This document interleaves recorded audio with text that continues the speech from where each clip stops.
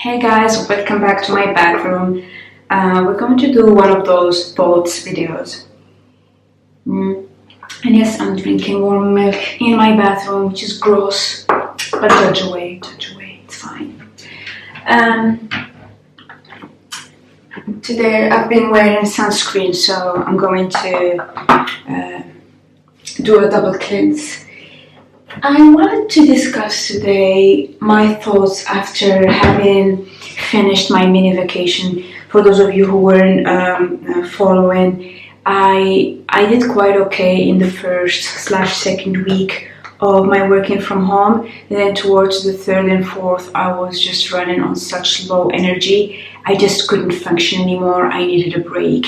The things that I couldn't put my finger on it because I knew that it was probably the fact of me working a lot more, etc. But I was physically exhausted. I just felt off. So this is just my usual first cleanse. Still the Clean It Zero by Vanilla Co. Okay, so I'm gonna start the first cleanse. Then I just thought, today is Sunday. Tomorrow I'm going to start working again after my few days of a break. So I thought maybe in today's video I would walk you through what were my findings during that introspection. First, I will start by saying that I had so many plans for my vacation because I was so excited about taking time off. And I was thinking, I'm going to be painting, I'm going to read so many books, I will work out, I will go run out. Like everything, all the projects, all the priorities, all the to-dos. I must say I did maybe 20% or 10% of what I had intended to do. I did not paint. I did not catch up on a lot of things. I watched a lot of RuPaul Drag Race. That's my guilty pleasure. And I'm maybe 15% through my sociology book, so that didn't really go to plan. But the one thing that actually went to plan was the introspection that I went through to understand why I was going through such a malaise, because I really felt bad, physically, emotionally, psychologically. So I spent a lot of time trying to think about it. And I think the one day where it just all culminated was when I was so torn about going to my storage space or not. Although people are allowed to go once a day to go out, I wasn't using that right for so long.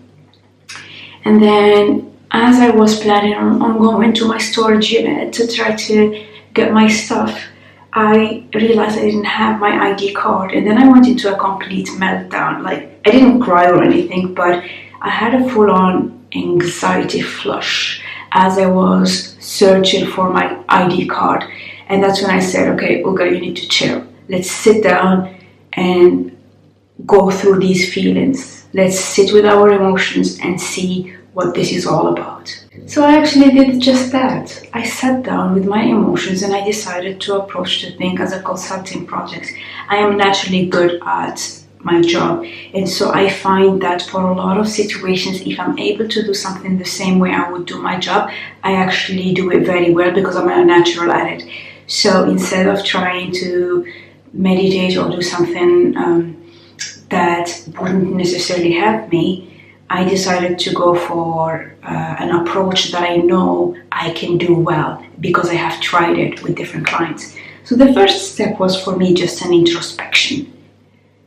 You know, it's like when you go to a client and you spend the first week or two just listening to what people have to say and observing and seeing the dissonance between what they say and what they do, how certain meetings go, how certain things are laid out, what is said, what is not said, etc.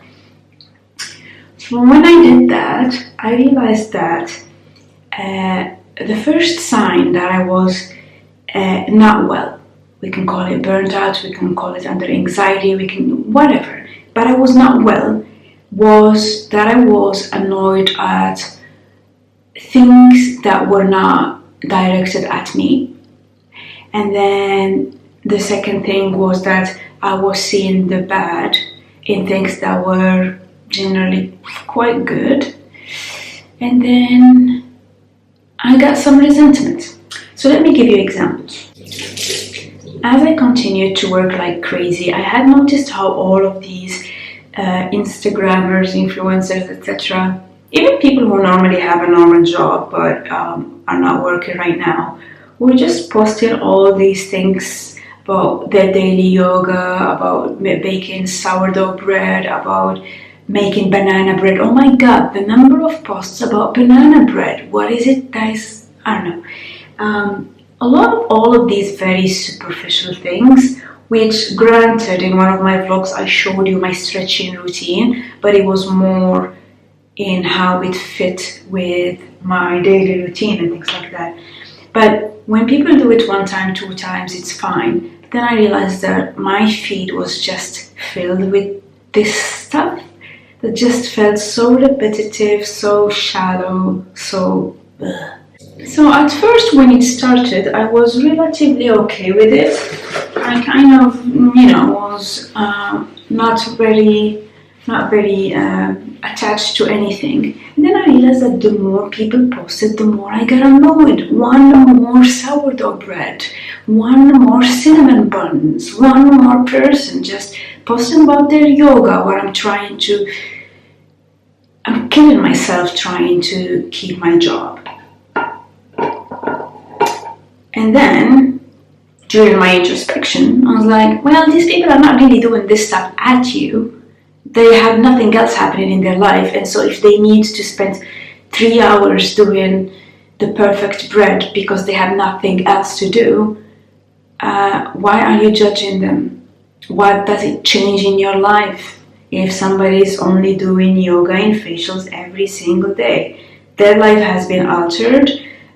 Yes, it is very aggravating to see that people have different issues and maybe come with different privileges and things like that, or cannot relate to your issues, but they don't have to bear your burden. And also at the same time, they're living their life for themselves. They're not living their life at you. So Uga, get a grip.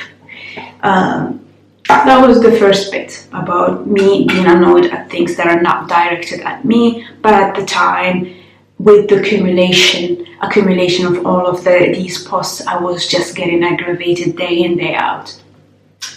The second sign that I have observed was that I was seeing the bad in something that is meant to be good. And that happened during with all the, I think the common theme is I need to get off of social media, but anyway, there was so much outpouring of support for NHS and health workers, which obviously they're putting their lives out there, they're in the front line, taking very big risks, etc., which anybody in their right mind would not need any explaining. You should be able to understand this by yourself. But I still managed to get annoyed at that because I was seeing that in the UK you have millions and billions being raised for the NHS. Almost every brand decided to jump on that bandwagon for marketing purposes, donating the millions and then sending, you have nice hotels sending products to the guys, cosmetics brands sending them products, every restaurant sending them free meals, giving them discounts, all that kind of stuff. People started making t-shirts with this stuff, and it just became such a production that, again, while it is something that is completely positive, just grated me the wrong way, because for some reason I decided that it was unfair to all the other people who are not recognized. I keep talking about the different guys working in retail who are doing double shifts, the rubbish collectors, the guys cleaning the streets, the police, all the people who are still keeping this economy just functioning. And I'm not talking about the people who are working from home and struggling, etc. I'm just talking about all the other people who are still going out, who are still getting exposed. They are also obviously getting paid the same way that most people in NHS are getting paid, but they didn't get any recognition. There was just a small adjustment where when they were doing the claps every Thursday, initially it was clap for the NHS, and then it became clap for our carers, slash as in the entire healthcare, not just NHS. Again, they missed a lot of the other people. And so I saw myself getting increasingly annoyed at seeing one more brand, one more influencer thanking the NHS. And I think at some point it just brought me back to one vivid memory that I had in 2006 when I was in Ohio for about 3 months.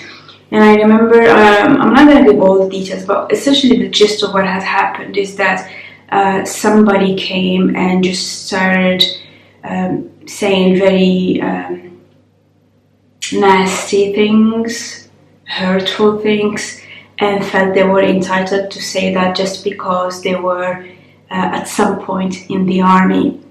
And I remember how my friend, who was American at the time, was so apologetic, and she was saying, you know, we're not all like that, and not everybody is so bigoted, and etc., etc. But then, after that incident of the guy insulting like foreigners, etc., etc., when he realized I wasn't a local,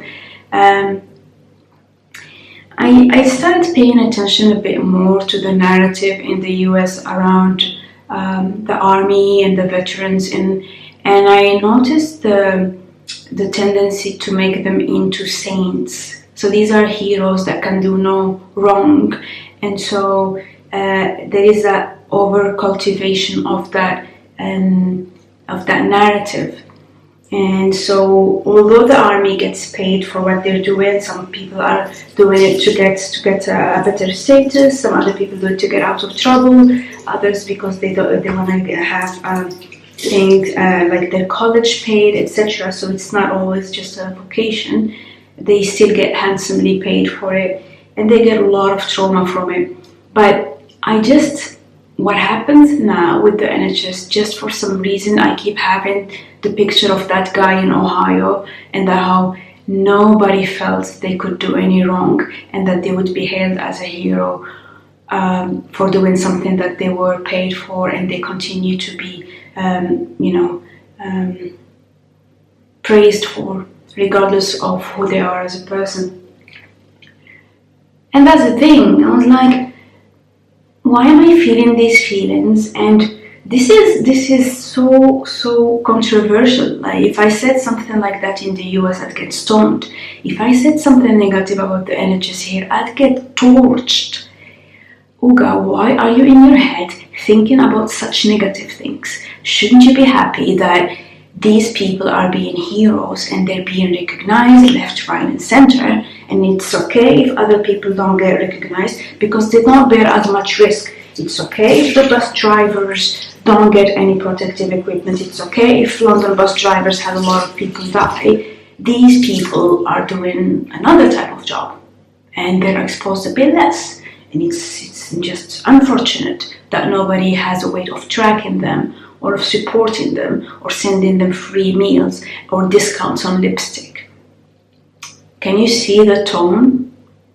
That's the second aspect that I have observed, that I would take something where most people think that's a non-issue, and I would still find an issue. So who appointed me a justice warrior?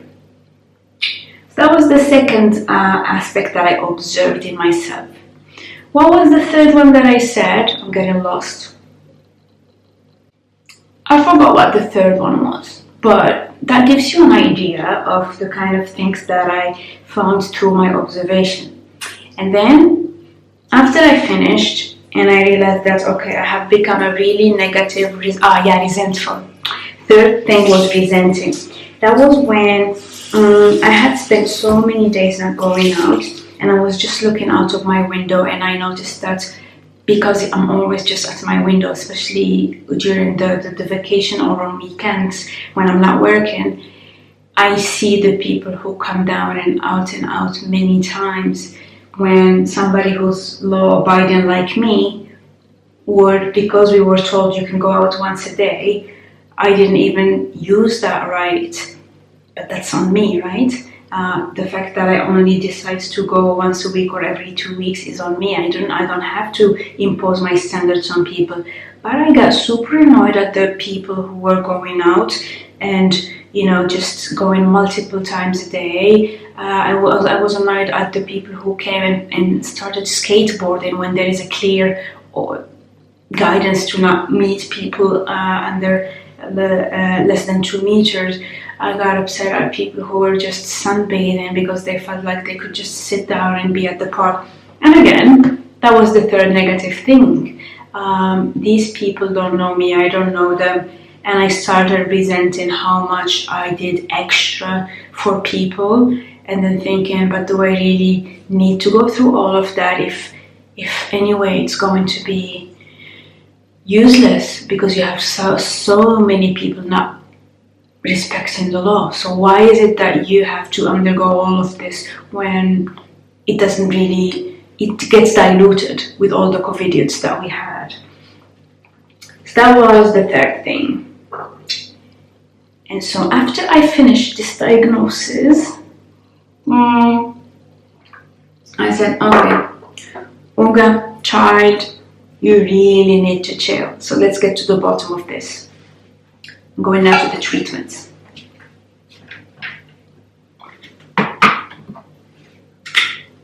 I'm gonna use this, I'm gonna use this.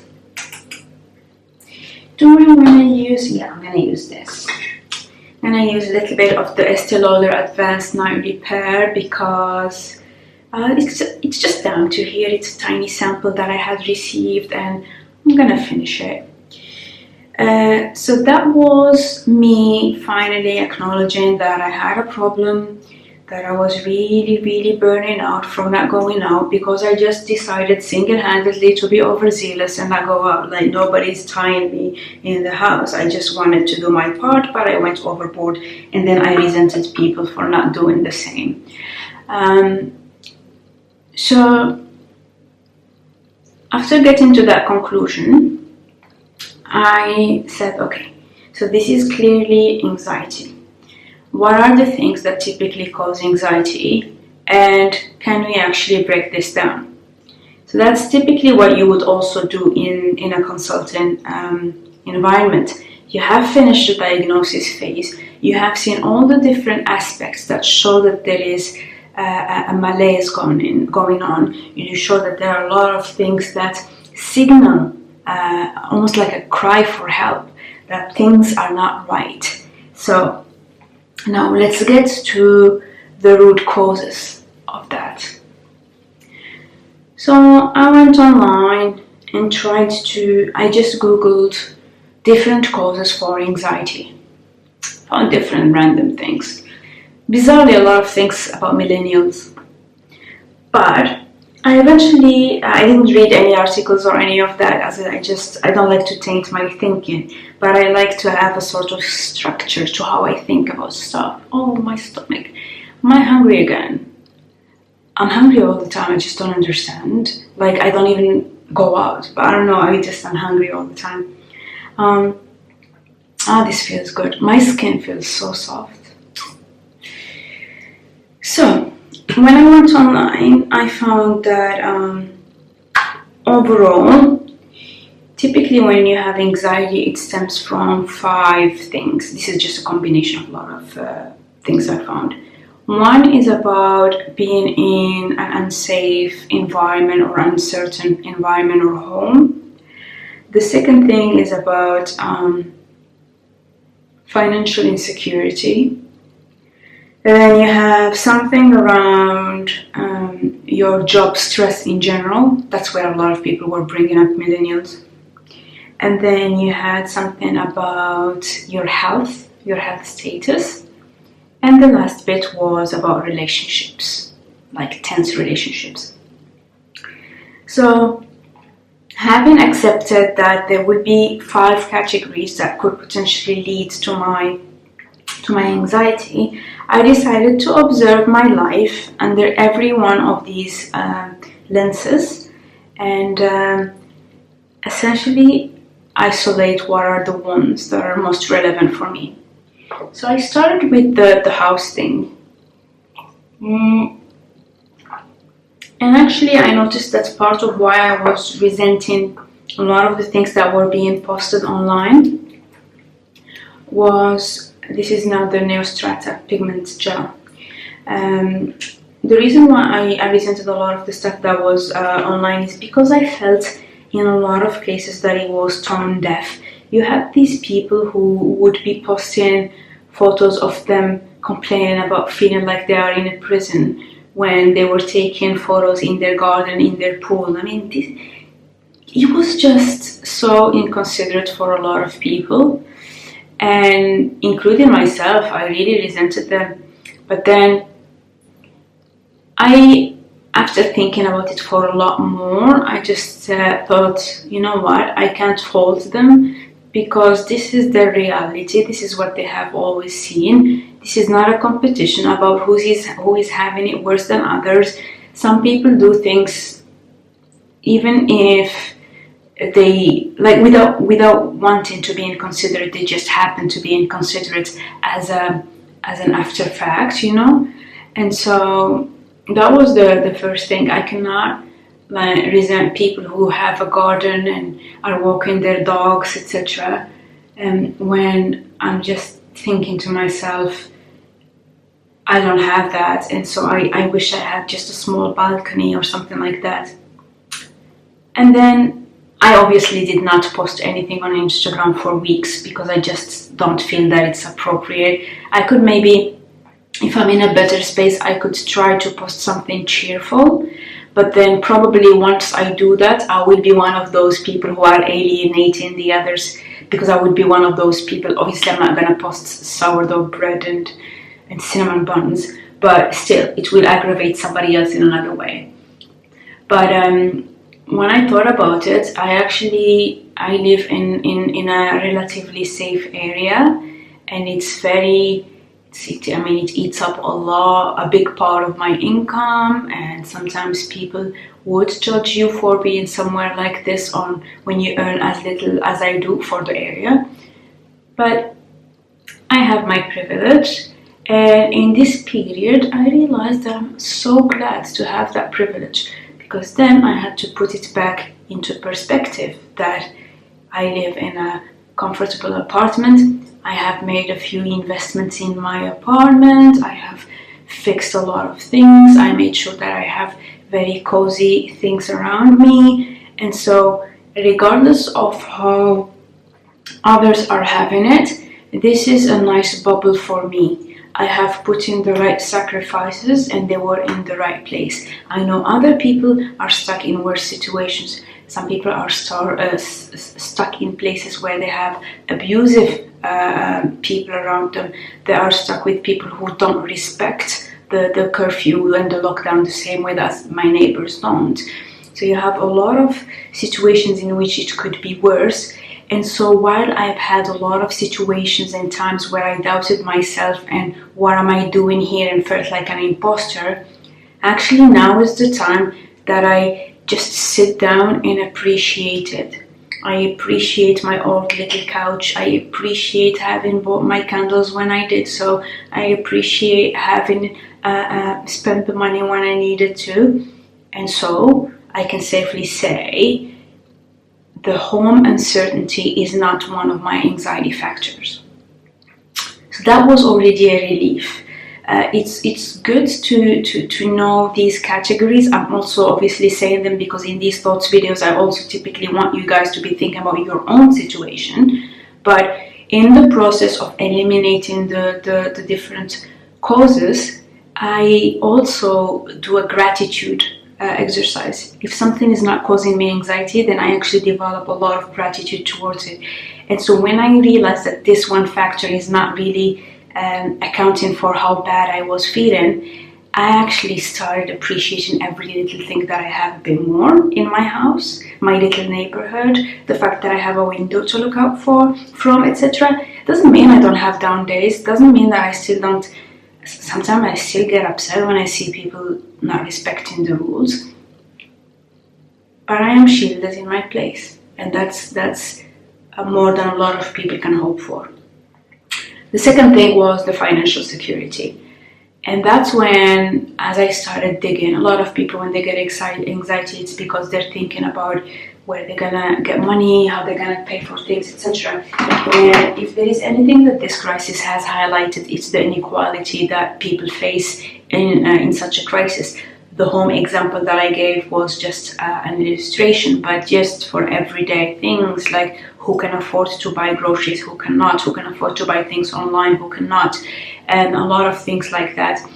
And then when I observed my own situation, I noticed that I would actually check my bank account several times in a single hour, compulsively, on my app. And then I realized that I actually, for some reason, I went into that disordered thinking of hoping that somehow I would get some money in my bank account. And then I thought about it a bit more, and then I said, okay, I did the math. I have enough money to live for 3 months. And I think that is why I had that anxiety. I think a lot of it was about being torn between continuing to invest in my lifestyle and in the things that make me productive, because I know that this is what is going to propel me. But at the same time, that I am at a financial situation where I'm confronted with how finite it is. If it were another situation where I would still be getting my paycheck month in, month out, that wouldn't be a problem because I can see a rolling stream of income. Because of the uncertainty right now, and because a lot of people are being let go and a lot of these things, I now see what is the limit of what my finances can do for me, how far I can go. And that, without it being explicit in the things that I was thinking or saying to myself, was manifesting as anxiety, especially that before taking my vacation, I had spent the 2 weeks working on how do we actually get projects, how do we actually get work, and it wasn't really going anywhere. And so I think that is one big pillar of my anxiety. It's the financial security. And so that is something that I need to really work on, and I really need to make sure that I manage to feel okay about that, because I succeeded 9 times out of 10. This is as in the 10 times that I need to prove myself. I shouldn't be doubting myself this much. When I say I have succeeded, it doesn't mean that I didn't fail. It means that I managed to bounce back, and that for me is a success. So my perception of success is a bit different. But for some reason I was beating myself up too much, and that is related to the next dimension, which is job stress. It's because I felt that I was at that very uncomfortable space where I am in the leadership team, which means that I do feel the burden of wanting to bring in work, of wanting to have enough revenue to be able to pay the guys and like the entire team, etc., etc. But not being senior enough or known enough to actually bring projects. So I'm in that little in-between space that is very uncomfortable, because I get the sense of duty without the tools to be able to address or act on that sense of duty, and that was very uncomfortable. And while I don't think that I will lose my job, I will probably or have already started losing a part of my income, and I think that I will have to think at some point about how do I address this. And so I think what I'm going to do is I will talk to my mentor. I am lucky at work to have one official mentor and one unofficial mentor, and both of them have different approaches to life, and there is no right or wrong. They have different experiences, etc. So I think I'm going to talk to both of them candidly, be vulnerable, and explain it as it is. I feel that it is my duty as part of the management team to be able to bring in more work, and I know that a lot of people are looking up to me, but for now my contribution has been to do a good job and to support psychologically a lot of the people at work. But I feel that my hands are tied when it comes to bringing in revenue. So how do I even either change my ability to bring revenue or change my sense of guilt from not being there yet? So that's going to be the thing that I'm going to be discussing with my mentors. I'm going to ask them tomorrow because I go back to work tomorrow. So that's something that I'm going to do. And that would address the financial bit and the job stress bit. I'm not stressed in any other way regarding the job. There was one small glitch, and a partner in my team really supported me, and he had my back, and that meant the world to me. That meant the world to me. I felt really valued. So in that regard, that should be fine. For the financial bit, I might try to find other ways of getting revenue, but I don't have the energy to do it now, so it will have to wait after the lockdown. I'm being completely honest. I know that I'm able to bring in money if I wanted to, but I don't even have the energy to think about it. So far, home situation, not a problem, actually a source of gratitude. Financial situation, not ideal, but I will address it after lockdown.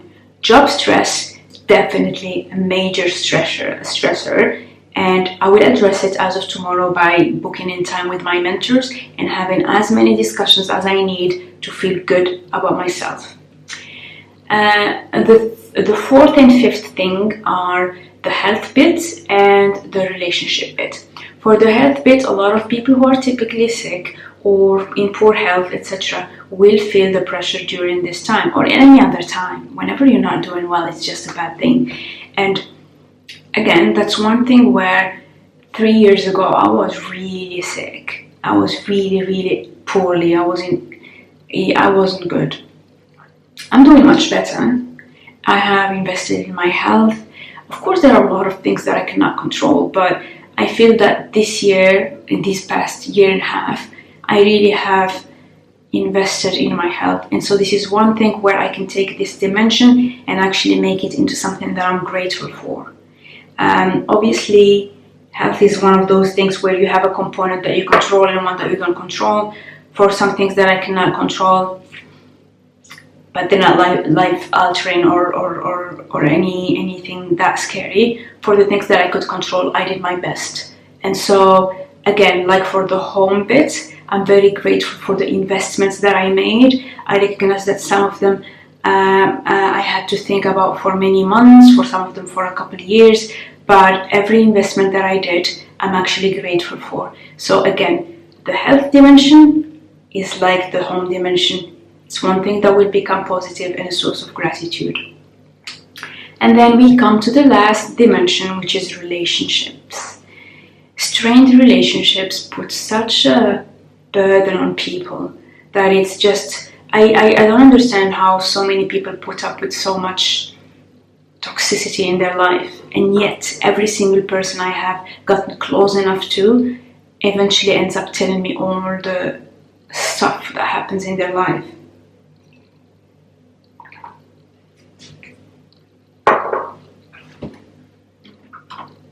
The final step is going to be this retinol in squalane. It's 0.2%. It's by The Ordinary. I just recently got it.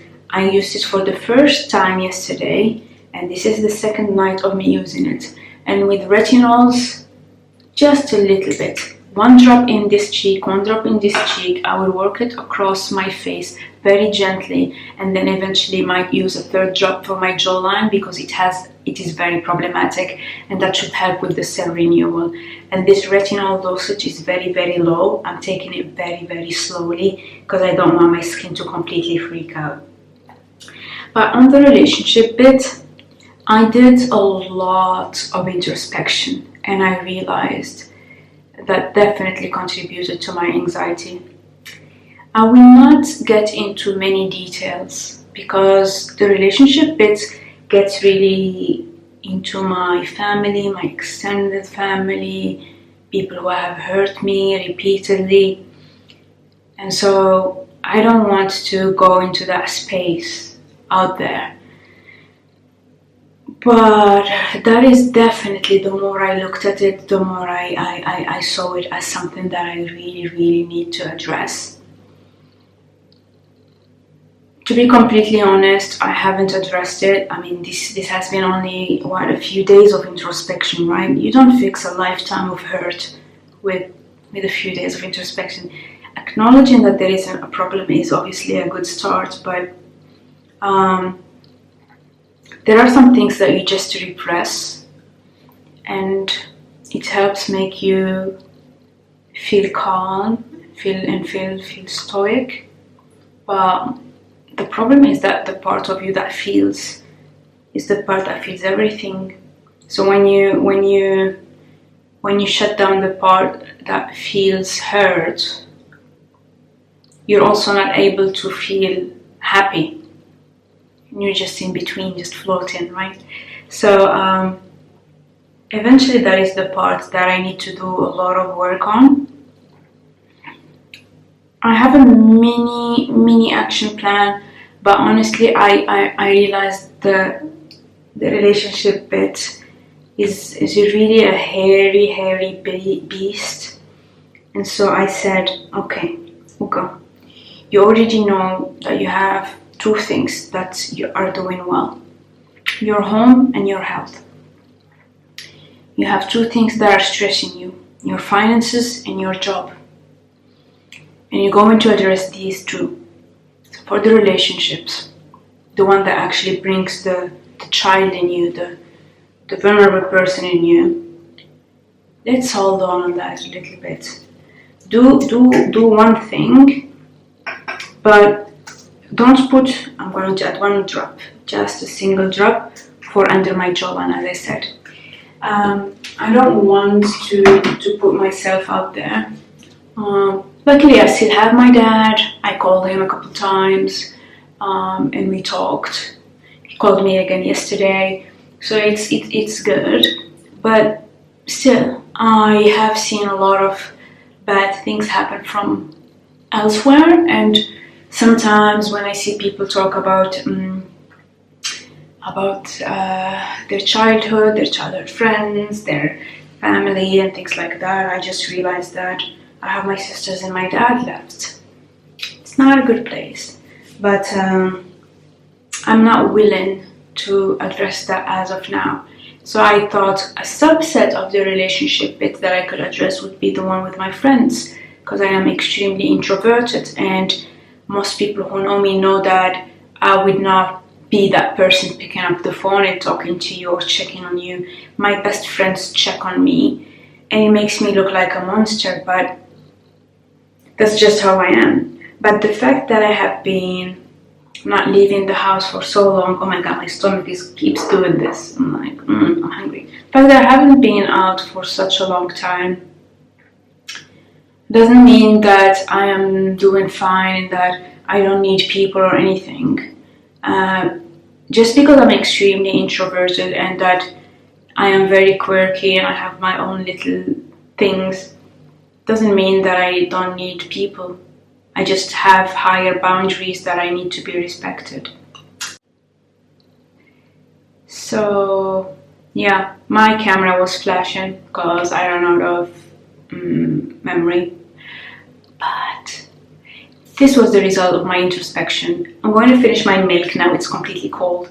But I really hope that the process that I went through kind of helps you think through your own way of dealing with certain situations. It doesn't have to be anxiety, but anything. Whenever you don't feel right, this is the process that I follow. I sit down with my thoughts, I observe my thoughts, and then I start writing them down. And no judgment, nothing. I just write the raw, ugly thoughts as they come. And then after a while, once I start seeing different themes of my thoughts, like saying the bad in good things with the NHS guys, or resenting people for not respecting things that I think should be respected, or being annoyed at people for just leading their life where they don't even know you exist, things like that.